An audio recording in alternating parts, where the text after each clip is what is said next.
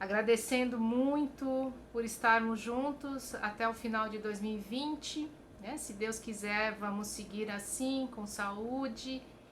Esse mês que nós comemoramos a chegada na Terra do Mestre Jesus, né?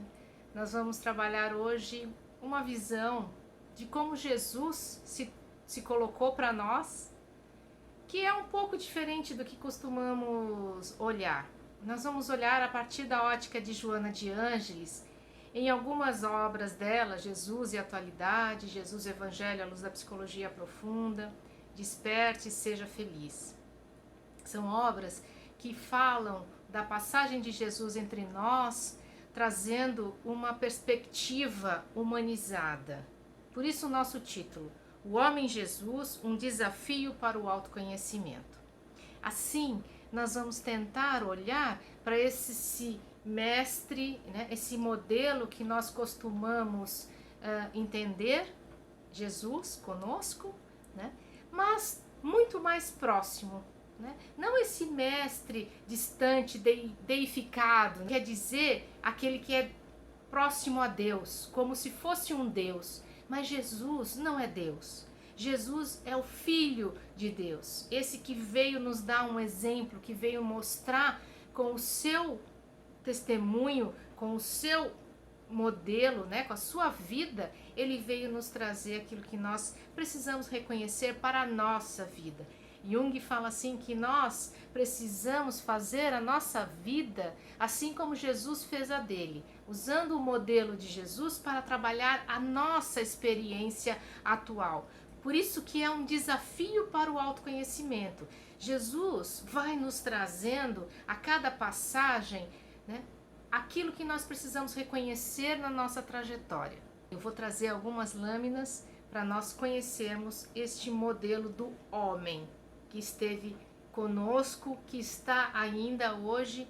Cada vez que nós estudamos Jesus, nós temos a presença dele próximo a nós. Ali no Desperte e Seja Feliz, Joana de Ângeles diz que Jesus transcende os estágios do processo de evolução na Terra. Ele transcende os estágios de evolução, porquanto ele já era o construtor do planeta quando sequer a vida nele se apresentara.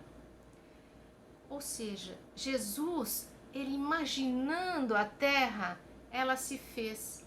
Então Jesus criou a Terra imaginando como deveria ser a Terra.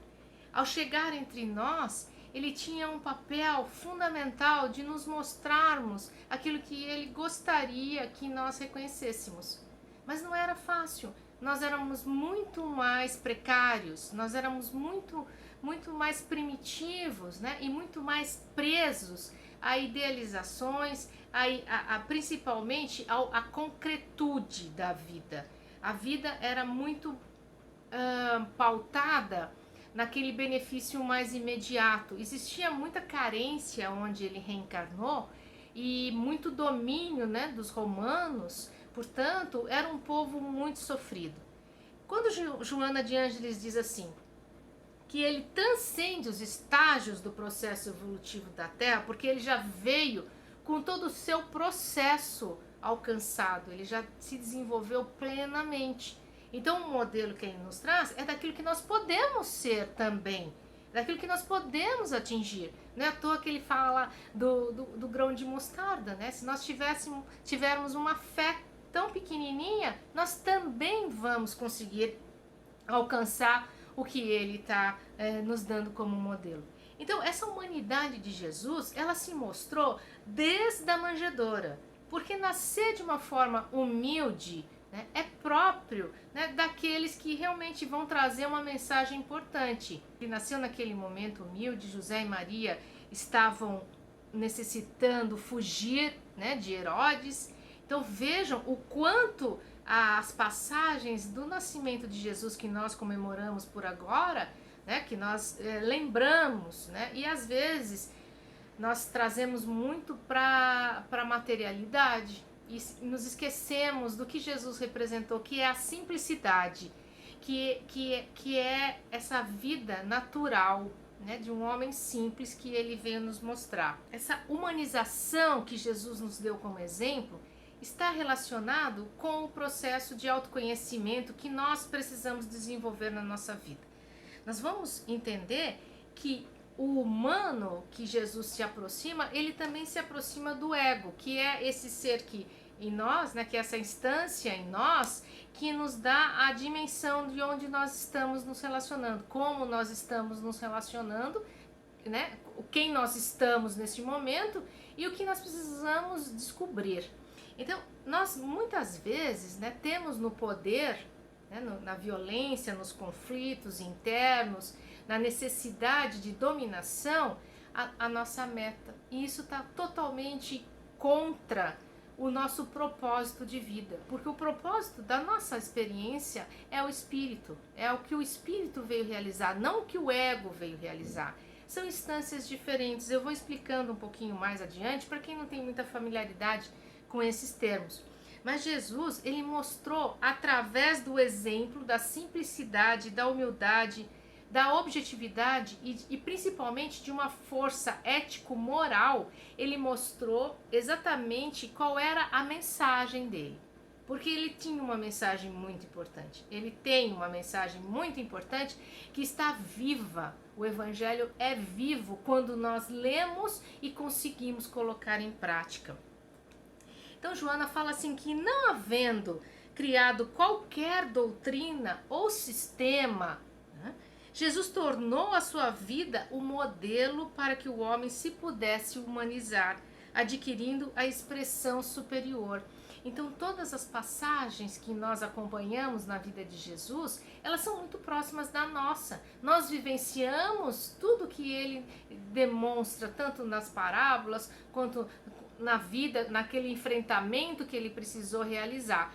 Nós temos a oportunidade de fazer o nosso calvário, porque todos nós temos, né, algo a precisar superar. E esse calvário que ele demonstrou com humildade, com paciência, com resignação e principalmente ética.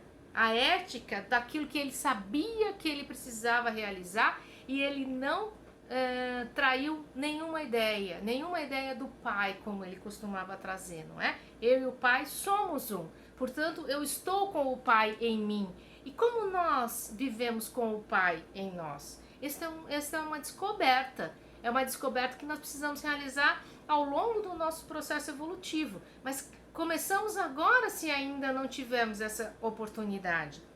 Falando conforme Jesus, nós podemos olhar não apenas a vida material concreta, mas também o simbolismo daquilo que nós estamos vivenciando. Porque Jesus, ele falou através do símbolo. Ele falava através de parábolas, de histórias, ele dava exemplos, ele mostrava, ele fazia um contraponto daquilo que ele estava pensando, juntamente com a experiência de vida do momento.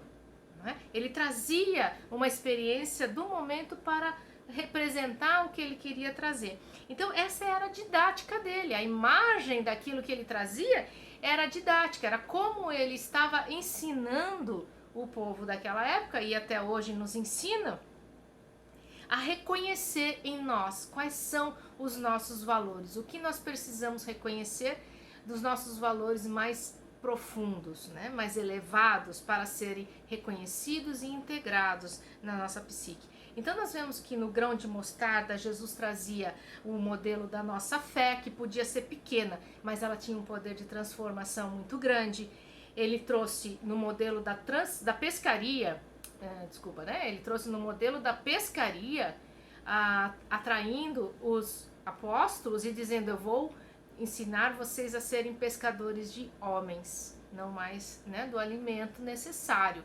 Então, esse alimento necessário para a alma. Então, o modelo, né, da pescaria, do peixe, fez então com que nós percebêssemos, né, esse modelo que ele traz. Ele nos deu a possibilidade, né, de percebermos que os pescadores de almas, de homens, seriam os primeiros evangelizadores. Aquilo que nós também seguimos fazendo, né, na nossa casa, em casa, quando estamos com os nossos filhos. Então, ele fez também na parábola do semeador e das sementes, né, aquela diversidade de estágios e de evolução, os sentimentos humanos, como por onde eles passam, né? Então, também um outro modelo, um outro simbolismo. A volta à casa do pai, por exemplo, na parábola do filho pródigo, esse religar com o self, né? Religar ao self, religar ao ser espiritual, ao ser superior que somos nós também. Então, essa técnica de Jesus como psicoterapeuta passava pelo esse simbolismo das parábolas, num acolhimento muito importante para que as pessoas pudessem se sentir próximas a ele. Então, nós vemos que esta é uma forma de levarmos para o nosso trabalho, por exemplo, de atendimento fraterno, né, a escuta, o acolhimento, né, compassivo, para que nós não estejamos sendo agressivos com ninguém, né, infringindo muitas vezes a liberdade do outro naquilo que ele está falando, né? Precisamos realmente acolher. Os diálogos eram rápidos e diretos, ele não ficava fazendo discurso, ele não precisava do discurso, ele simplesmente trazia as mensagens num diálogo, assim coloquial, como nós costumamos fazer muitas vezes, né? Em casa, com os amigos. Ele usava a contra-interrogação, que eram perguntas, né? Ele simplesmente ia conduzindo a conversa perguntando. É um modelo também da comunicação não violenta. Ao invés dele acusar, ao invés de você julgar, você faz perguntas. Você vai desenvolvendo o outro para que ele também pense naquilo que ele está realizando.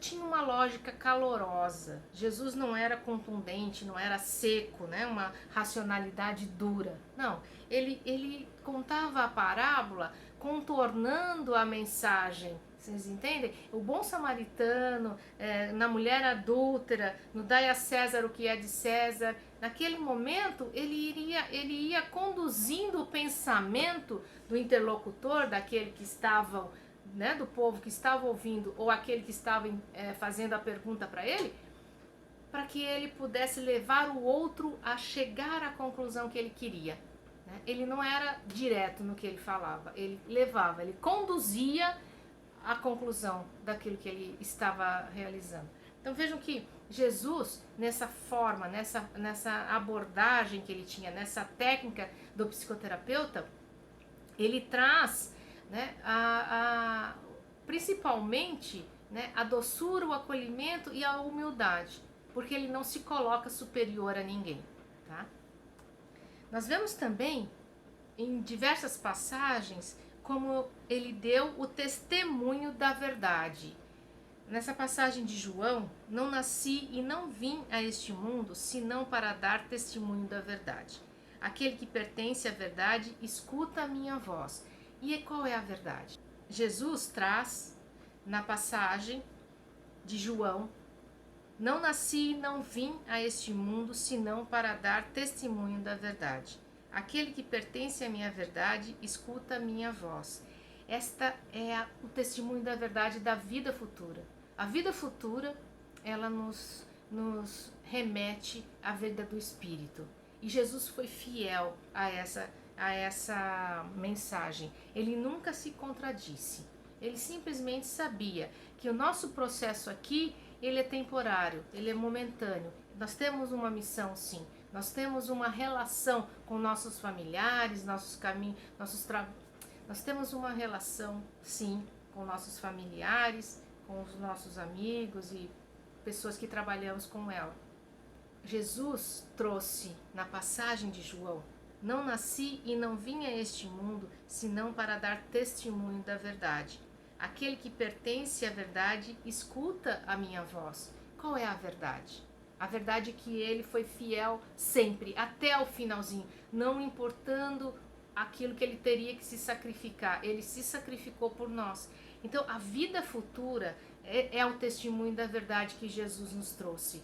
Esta é a que importa, de fato. Nós sabemos que nós temos relações familiares, trabalho, nós sabemos, nós temos uma missão a cumprir aqui, um compromisso, né, assumido.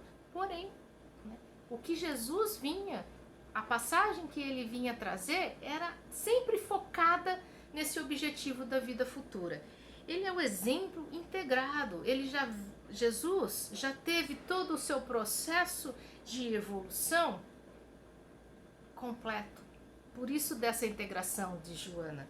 Ele é perfeitamente destituído de um inconsciente perturbador como nós somos. Nós temos ainda muita sombra, né, que nos perturbam. Mas Joana fala que Jesus não. Jesus reconhecia aquilo que estava em desacordo com o que ele realmente não podia aceitar. Mesmo assim, ele era autêntico. Mesmo assim, na passagem ali dos vendilhões do templo, ele foi autêntico com o que ele falava, não com a lei vigente, mesmo que aparentasse uma certa agressividade. Mas tudo, como ele dizia, estava nas escrituras, era necessário ser cumprido. E isso que é fantástico nessa passagem, então, em que Jesus, ele sabendo que ele estava se relacionando com seres muito imperfeitos, seres que ainda não reconheciam quase nada da sua experiência evolutiva.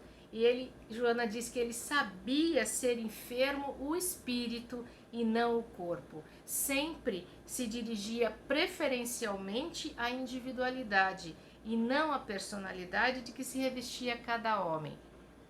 Então, quando ele falava, ele via ali o doente, não do físico, mas do espírito.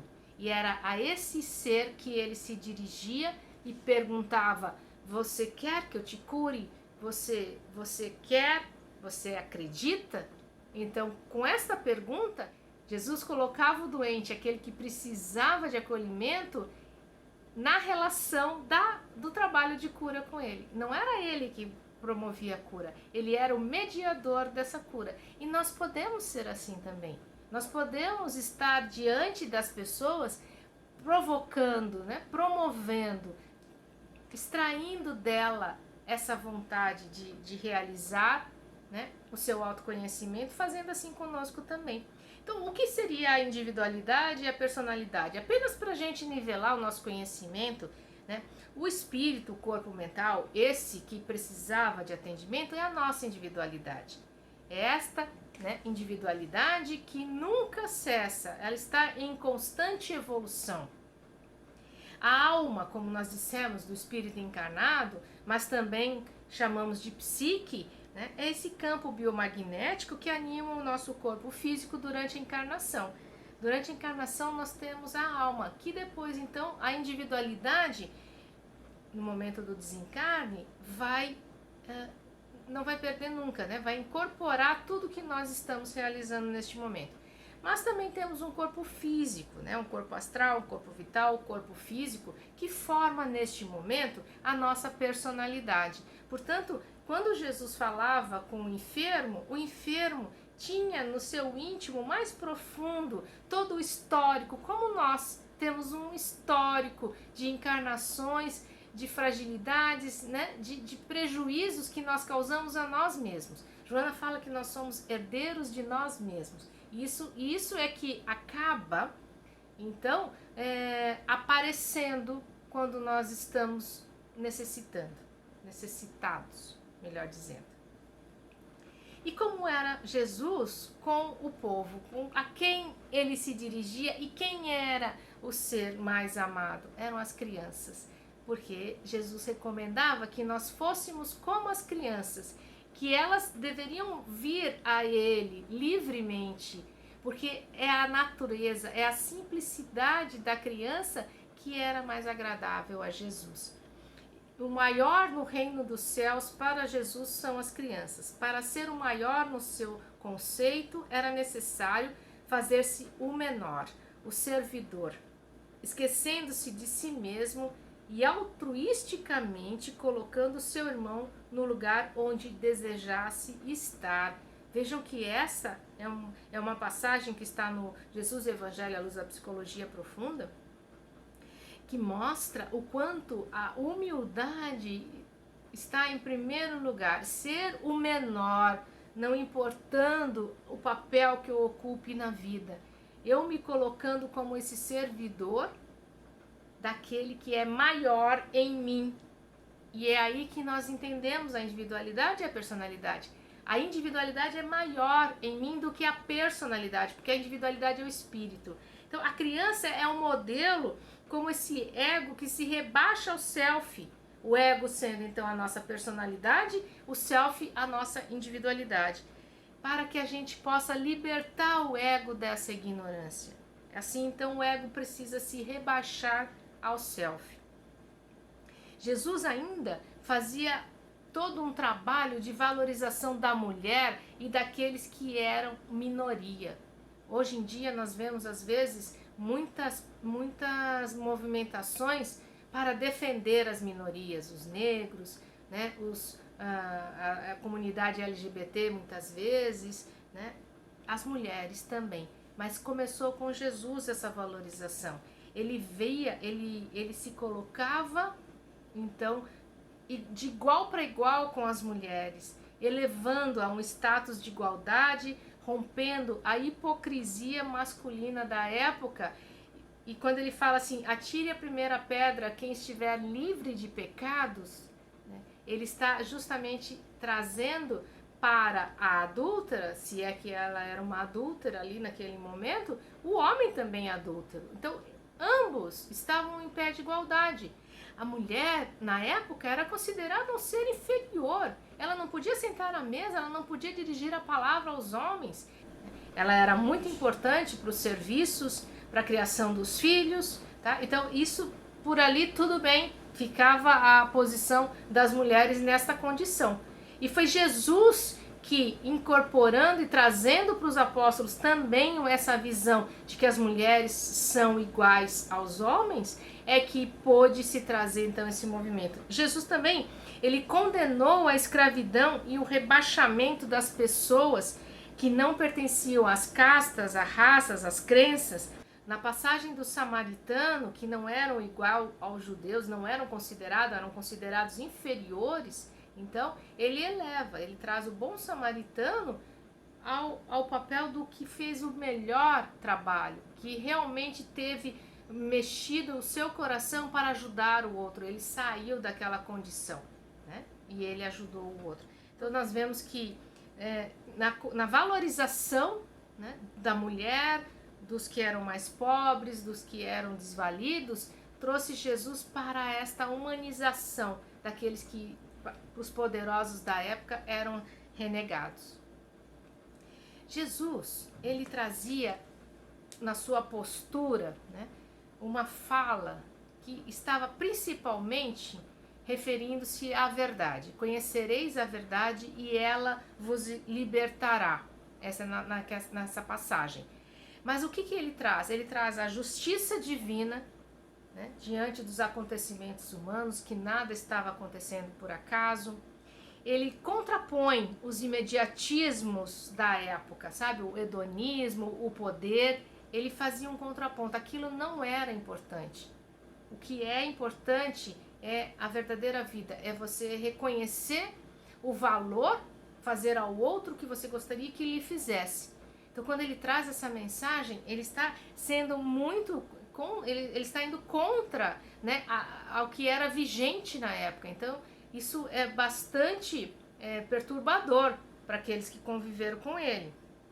E principalmente porque ele não se envolvia em política. Toda a fala dele era fora, era apolítica, não tinha nada a ver com o poder da época, sendo que naquela época tinha muita necessidade dos judeus se libertarem dos romanos. Então aquele que começou a trazer uma ideia de libertação, mas não libertação política, não libertação dos bens materiais, mas libertação da sombra, impedindo as pessoas de verem o que realmente importava.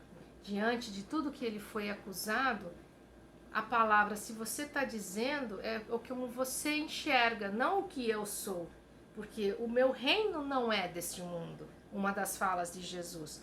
E ele se colocava como um pastor gentil, não como um dominador, não como aquele que estava guiando um povo, como fez Moisés. Não, ele era um pastor gentil, aquele que apacentava as ovelhas.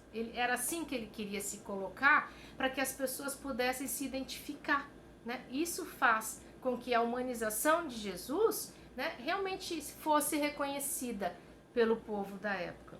Joana fala assim que nele não há lugar para condutas extravagantes e exigências descabidas.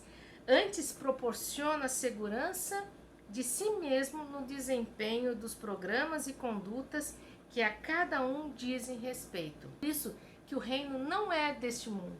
O reino de Deus está dentro de vós, não no mundo. A mensagem do reino, ela é muito poderosa, porque ela nos remete ao que realmente vale a pena para a nossa experiência reencarnatória. Nós às vezes perdemos tempo, nos distraímos com a manutenção da vida, né? Com a conquista de valores materiais, estudo, poder, né? Muitas vezes nós nos distraímos com isso e é quando nós nos perdemos, nós nos afastamos do reino de Deus quando estamos neste momento de distração. Portanto, o autoconhecimento como um trabalho humano inadiável, né? Não dá mais para a gente esperar. E cada vez que um ano começa, a gente tem essa perspectiva de renovação. Nós tivemos esse ano essa possibilidade de uma renovação para dentro, porque não foi possível estar tanto no mundo. Nós estivemos aqui através do virtual, muito próximo uns dos outros. Mas como nós vamos nos colocar a partir do momento que pudermos estar de novo no mundo? Nós vamos valorizar muito mais, nós vamos dar muito mais importância a esse contato e ao que realmente importa nas nossas relações, não é mesmo? Joana fala assim, então renasce e busca-o na multidão ou no silêncio da reflexão, porque o que importa é nós estarmos diante do outro com Jesus, refletindo a palavra de Jesus, refletindo o olhar de Jesus. É isso que realmente importa para nós. Então, se não lhe sentisse o calor, rompe o frio da tua indiferença, diz ela. Se você ainda não sentiu o calor de Jesus, rompe o frio da tua indiferença, porque somos nós que nos fechamos a Jesus. Ele está constantemente conosco, ele está o tempo todo tentando nos tocar e ele nunca nos abandona, nós nunca estamos sozinhos. E nos exemplos que ele trouxe, ele sempre se colocou: eu sou o pão da vida, eu sou a porta. Às vezes a porta é estreita, mas eu sou a porta por onde você pode passar. Eu sou o caminho por onde você pode seguir. Eu sou o pastor das ovelhas e eu não deixo nenhuma ovelha abandonada. Eu vou atrás de todas, porque todas me importam. E Jesus, na cruz, ele pediu ao Pai que nos perdoassem porque nós não sabíamos o que estávamos fazendo.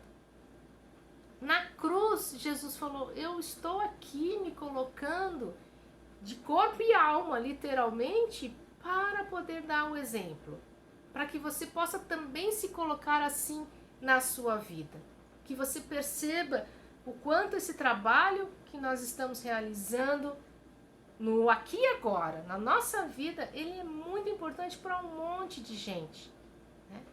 Então, essa imagem de Deus em nós, que é o self, que é o espírito, que é a nossa individualidade, só vai ser atingida, como diz Joana, somente quando o ser humano conseguir a própria integração, tornando-se uno consigo, com o self, com o Deus em nós. Isto é, realizando a perfeita harmonia entre o ser interno que é e o externo que apresenta, realizando e vencendo a luta intrapsíquica contra o estabelecido, como triunfo e felicidade, aceitará os desafios propostos por Jesus. Então veja que quando nós conseguirmos realizar esta luta intrapsíquica contra o estabelecido como triunfo e felicidade, estabelecido pelo ego, que percebe a vida de uma maneira exterior, né? Quando o ego se voltar ao self, quando o ego se voltar ao espírito adentro e vai encontrar Deus esperando por nós. E este caminho é feito por Jesus. Jesus vai nos levar neste caminho de volta ao Pai. Apenas assim nós vamos conseguir realizar esse processo que é inadiável, como nós dissemos. E dentro de toda a caminhada que nos espera, vamos começar hoje.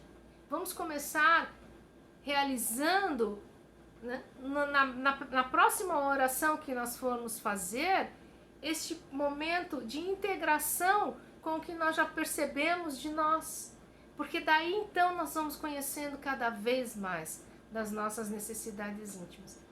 Mas este momento, quando chegar, vai nos dar uma alegria sublime. Nós vamos nos sentir integrados. E assim como Jesus disse, eu e o Pai somos um, nós também vamos nos sentir com o Pai interno, uno conosco mesmo.